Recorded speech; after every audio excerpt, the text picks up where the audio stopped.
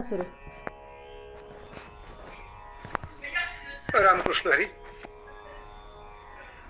जय जय रघुवीर समर्थ. श्री मनाचे श्लोक. श्रीराम समर्थ.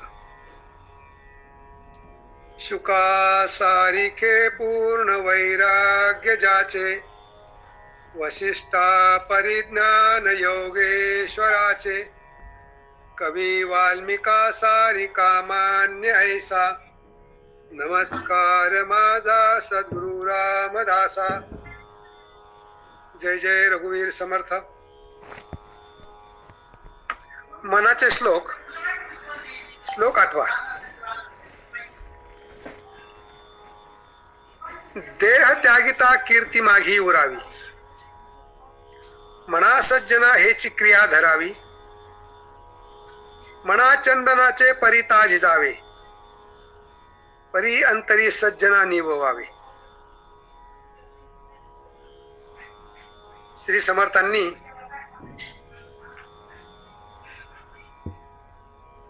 या मानव देहातील मनाला उपदेश केलेले आहेत.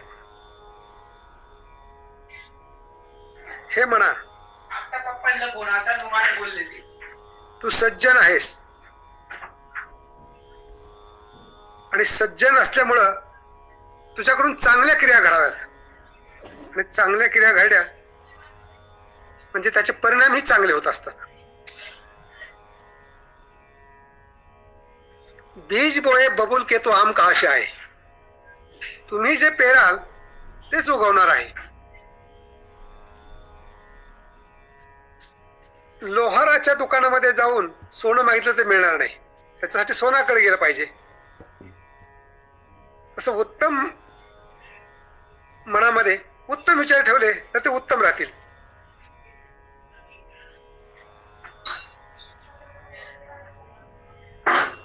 सोनं ठेवण्यासाठी पण चांगली पेटी वापरतो की ती चांगली सुरक्षित असावा. तसे आपले जे विचारधन आहेत ते चांगल्या प्रकारे आपल्या मनामध्ये ठसवले. ते मन कसं पाहिजे? स्वच्छ, पवित्र, शुद्ध, निर्मळ. आणि जिथे स्वच्छता असते, निर्मळपणा असतो, त्या ठिकाणी भगवंताची वस्ती असते.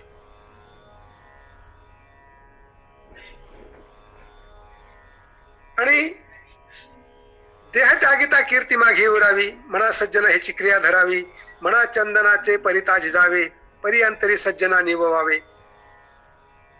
मग ह्या सगळ्या क्रिया चांगल्या प्रकारे घडले की माणूस सज्जन होतो, आणि सज्जन माणूसच काही क्रांती करू शकतो.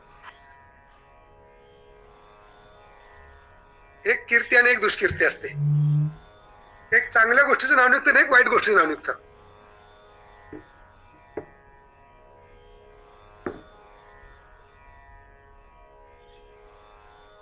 काय होतंय की आपण जे करतोय ते चांगलं का बरोबर आहे आपली बुद्धी आपल्याला सांगत असते, साक्ष देत असते.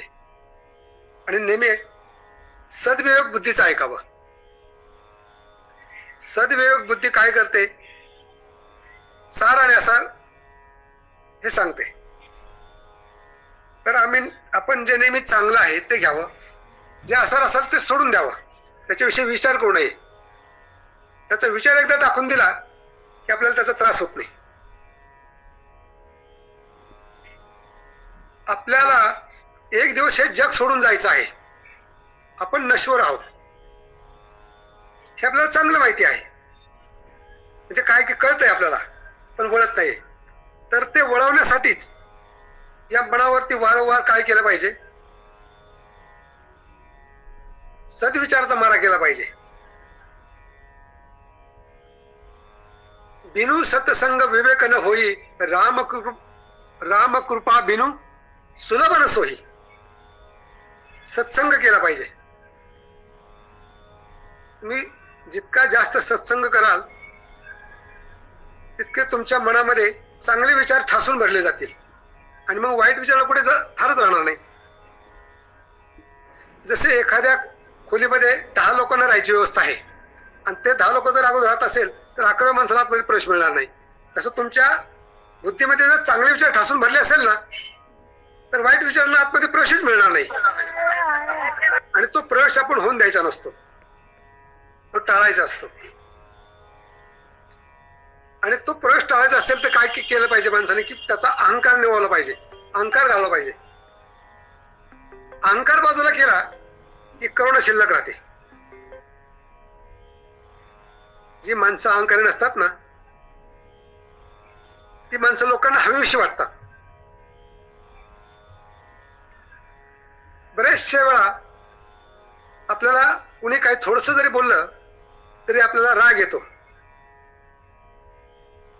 तर हा राग टाळायचा असेल ना, तर आपण असा विचार करायचा की तो मला जो काही वेडावाकडं बोलला असेल, अपशब्द बोलला असेल, तो त्याच्या बुद्धीचा दोष आहे, हे आपण समजून घेत नाही. आपण लगेच आर्याला कार्य केलं की काय होतं की आपल्याला त्याचा पुढे त्रास होतो. त्यावेळेस आपल्याला ते क्षणिक सुख भेटतं की मी त्याला कसं हे केलं, मी त्याच्यावर कसा ओरडा काढला, की मी त्याला त्याच्याविषयी कसं वादविवाद केला. परंतु तो क्षणिक सुख असतं, पण त्याचा पुढे त्रास होतो. म्हणून ह्या गोष्टी टाळायच्या असतात. मनबुद्धी विकाराधीन होणे हे भक्ती ज्ञान मार्गाचे प्रतिबिंब आहेत. आपल्या मनामध्ये बुद्धीमध्ये विकार नाही निर्माण झाला पाहिजे. मनामध्ये आणि बुद्धीमध्ये विकार झाला की ज्ञान आणि भक्तीला काय होतं, प्रतिबंध पडतो. आणि तो प्रतिबंध पडून द्यायचा नसेल ना, तर सज्जन माणसाची संगती धरावी, सज्जनांच्या संगतीमध्ये राहावं, चांगले विचार ऐकावं, चांगलं बोलावं, चांगलं राहावं आणि चांगलं असावं. चांगलं दिसावं का नाही हे आपल्या हातामध्ये नाहीये. भगवंताने प्रत्येकाला वेगवेगळं रूप दिलेलं आहे, परंतु मन मात्र सारखं दिलेलं आहे. ते मन स्वच्छ चांगलं ठेवणं, निर्मळ ठेवणं हे आपल्या हातामध्ये आहे. आपण काय करतो की आपल्यावर ज्यांनी उपकार केले त्याला नेमकं विसरतो. आपल्यावरती कुणी उपकार केले, सगळ्यात पहिले उपकार आपल्यावरती भगवंताने केलेला आहे. भगवंताने आपल्याला हा नरदेह दिलेला आहे. तो कशासाठी दिलेला आहे हे सर्वच लोक सांगतात, आपल्याला पण कळतंय, पण आपण त्याचा उपयोग काय साठी करतोय. या देहाच्या ज्या क्रिया आहेत ना त्या तर होत राहतील, पण मनाच्या क्रियासाठी अट्टास करावा लागेल. मनाला कामामुळे काय की लोभ निर्माण होतो आणि भक्तीमुळे लाभ निर्माण होतो. तर तो आपण काम टाळला पाहिजे आणि भक्ती मार्गाला लागला पाहिजे. ऐसा लाभ वांदा गाठी, तर लाभ कशामध्ये आहे हे आपल्याला समजलं पाहिजे. कुठलीही गोष्ट एका वेळेस होत नाही, ती धीराने, धैर्याने आणि हळूहळू आणि शांततेने करावं लागते. 5 काम अतिशय धैर्याने करावं लागतात. शैने पंचा कंथा, शैने परत मस्तके, शैने वित्त आणि शैने विद्या. म्हणजे तुम्हाला धन हे हळूहळू कमावं, विद्या हळूहळू कमावी. त्याच्यानंतर पर्वतावर चढायचं असेल तर सावकाश चढावं, आणि जर समजा तुम्हाला रजई विणायची असेल तर ती सावकाश आणि शांत चित्ताने विणावं, तर त्याचे परिणाम चांगले होतात. आता ताईपणा घाई केली की त्याचे वाईट परिणाम निर्माण होतात. म्हणून शास्त्राने सांगितले कुठलीही गोष्ट करताना ती शांततेने करावं, शांत चित्ताने करावं, शांत मनाने करावं. तुम्हाला असं एक डोंगर चढायचा आहे, मोठा पर्वत कडा आहे, तुम्ही घाई करून चालेल का, तर चालणार नाही. त्याच्यासाठी काय की मनाची एकाग्रता, शांतता, शांत चित्त ठेवून केली पाहिजे.